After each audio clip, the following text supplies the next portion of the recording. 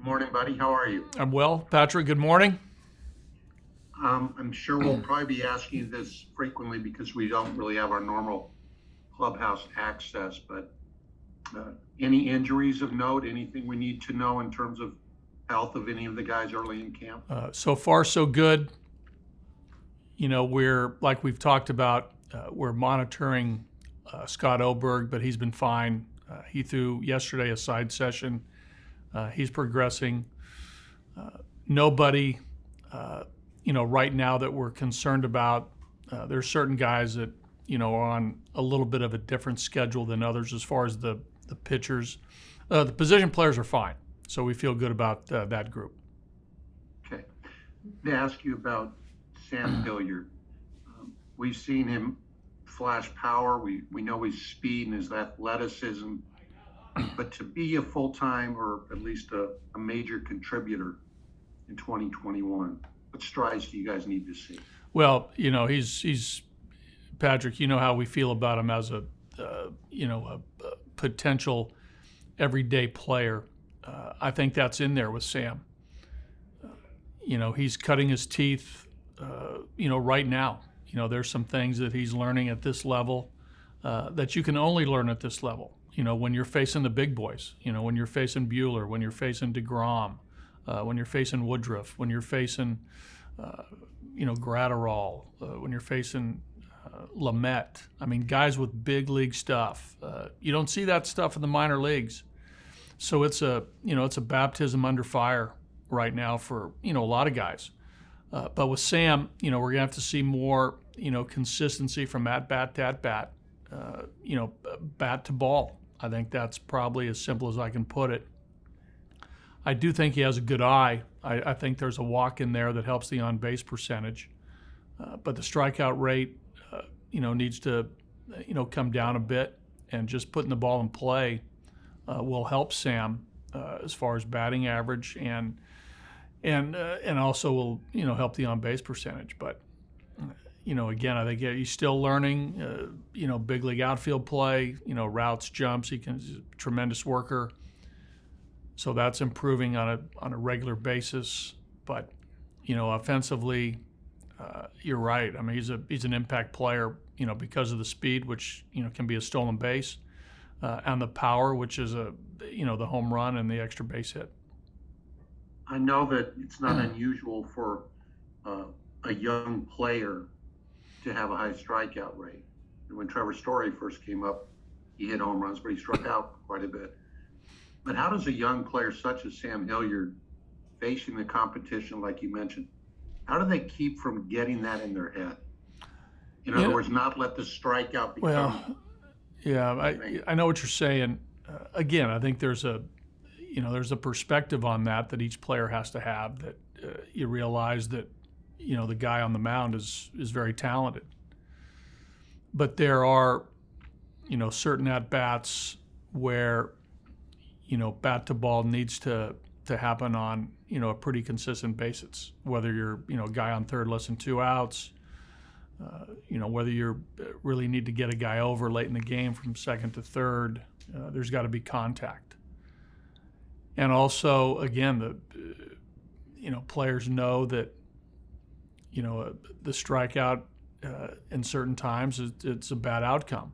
Other times it's okay.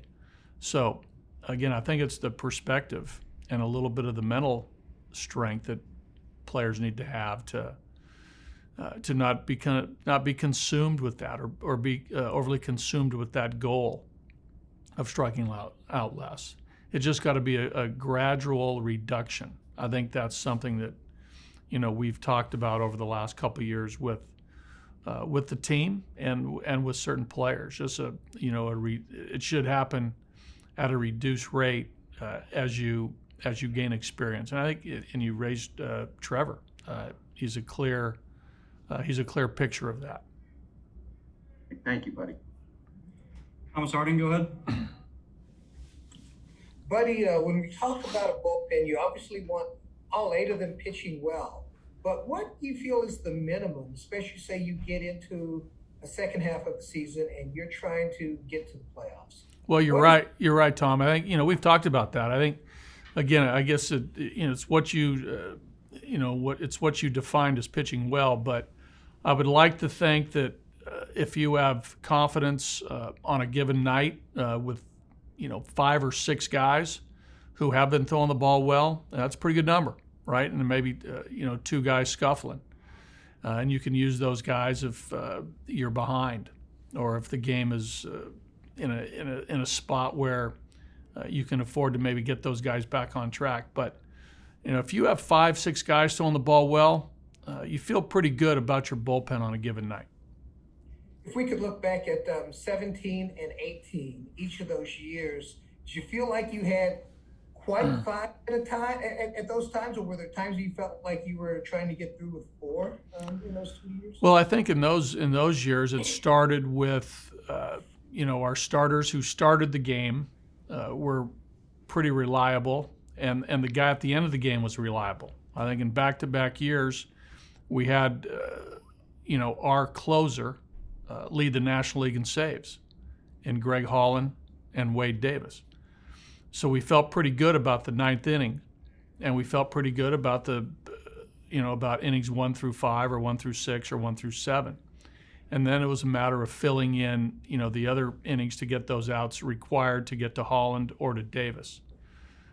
And we had guys who were performing. I'd have to go back and look, over weeks or a couple week stretches or a month to see the performance of each reliever. But I do know that we pitched extremely well in both years. I thought to get us to our win totals. And what happened in 19 and really the second half of last year, the last 30 games or so, it hurt us. It really did. So, there's a resolve amongst the guys who are here now, the guys who have been around here for a couple of years now, to get back to those standards of a really reliable bullpen. I guess that's the thing that you've been talking about this spring, that you've seen stretches out of, especially the bullpen guys, and what the starters can do. I mean, you're looking at pitching. Do you feel like it's as good as it was, say, in 18? I think it can. I think it definitely can be. I really do, and that's based on what we've seen in the past from the track record of some guys who are in that clubhouse. If a guy stays healthy and makes it from game 1 to game 162, there's going to be anywhere from 55 to 70 appearances. And the majority of those, we need performance. It can't be 50-50. You can't be good on Monday night and bad on Tuesday night. There's got to be a reliable performance history throughout the course of that season to have a really reliable bullpen.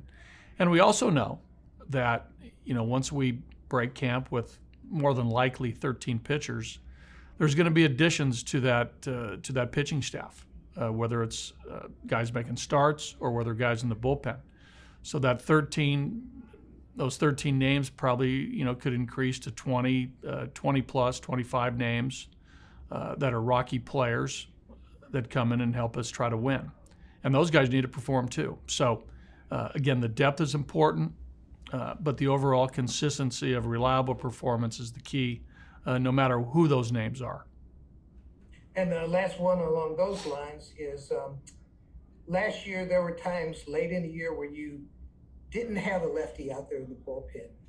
Is that a must going into a season? I don't think it's a must. It's balanced though, but it's not a must. But I think any manager, general manager will tell you that there's always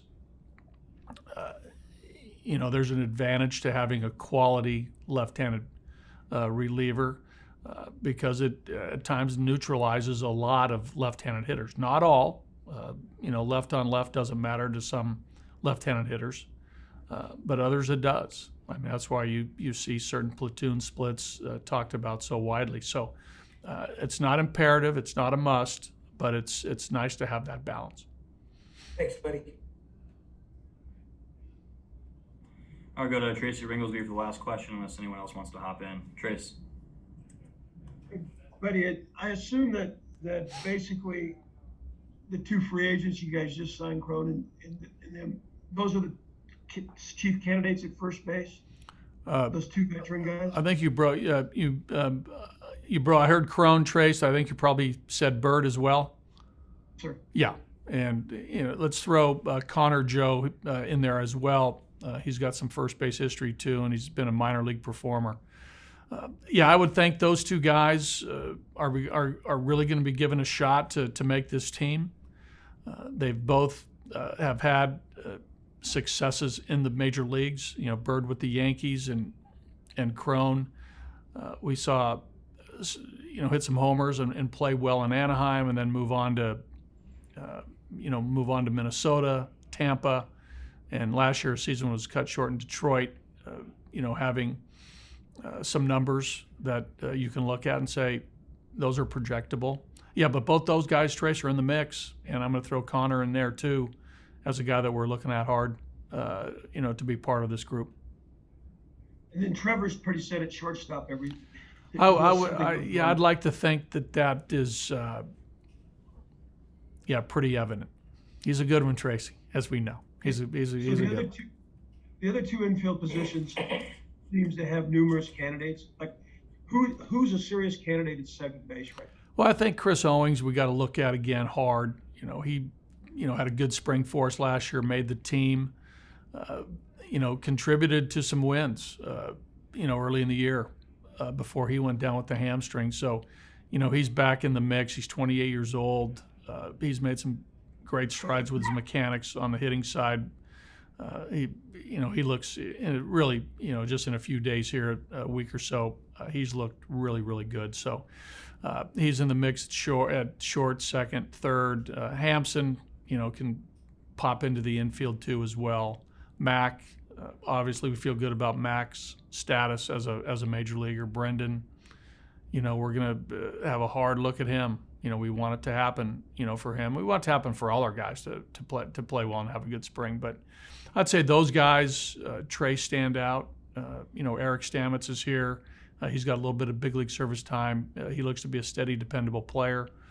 So those guys, I think, are the ones that, will get, pretty much all the playing time. Alan Trejo is here. I mean, I like Alan. He's a San Diego State alum. I think he's going to play in the big leagues at one point here. Not sure when, but I think Alan's going to play in the big leagues. He's coming on the scene, getting on the radar for the coaches and I. So, he's in a depth chart. We're looking at Montero. He's in camp, the young kid in the St. Louis trade. He's capable. He's playing a lot of third base right now in practice. You might see him over at first base too, but he's 22 years old. There's some raw ability there. There's some bat strength, and there's some, some good actions in the infield. We're looking at him. Colton Welker, again, another guy that, I probably should have said in those first comments, corner infielder that has matured a lot in the last year. A little different presence to Colton this spring. I like that. More maturity, looks more in control and of his whole everything. So, those are the guys who are on our depth chart. But so at third base, it's Hampson and Rogers and Fuentes. Well, probably at third base with Mac and Rogers, and Fuentes is in the mix at third. Owings, probably not Hampson. We'll probably keep Hampson up the middle at second and short if he comes to the infield.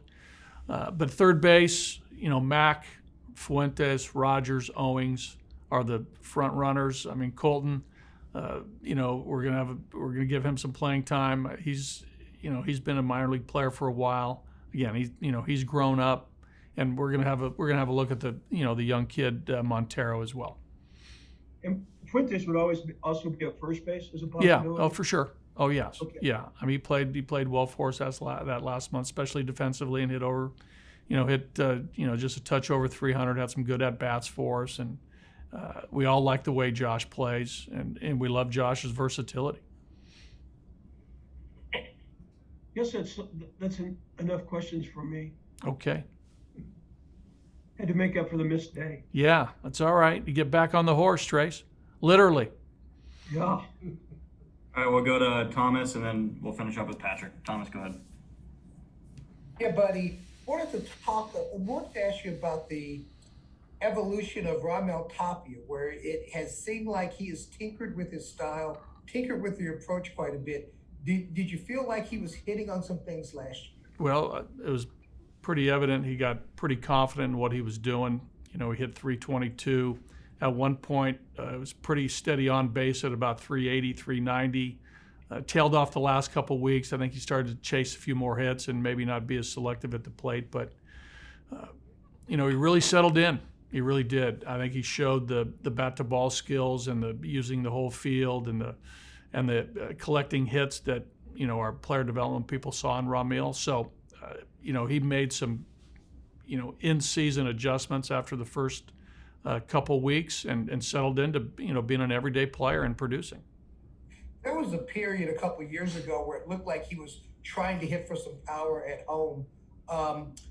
Do you feel like that's out of his system now that he has really kind of settled into who he is and he realizes there's value in getting hits? I think so. I think you know, it's really tough to try to hit homers. If you even ask a power hitter, it's hard to just try to hit a homer. I think you put a good swing on the ball, you contact it well, it will go out if you have that swing and you have that power. I think with Tap, there's more power in there than what we saw last year for sure. He's got some strength. I mean, he can, in batting practice against coaches and batting practice type situations, you know, he can hit home runs. You know, he can try to hit homers and you can do it. So there's raw power in there with Tap. But, you know, his strength is collecting hits, getting on base, hitting for average, getting the ball in the gaps with doubles, you know, playing an entire offensive game. The Rockies have had a lot of people win a batting title. Does he look like the type that could do that? I wouldn't put it against him. I wouldn't count him out. Thank you, buddy. All right, Patrick, go ahead and take us home here.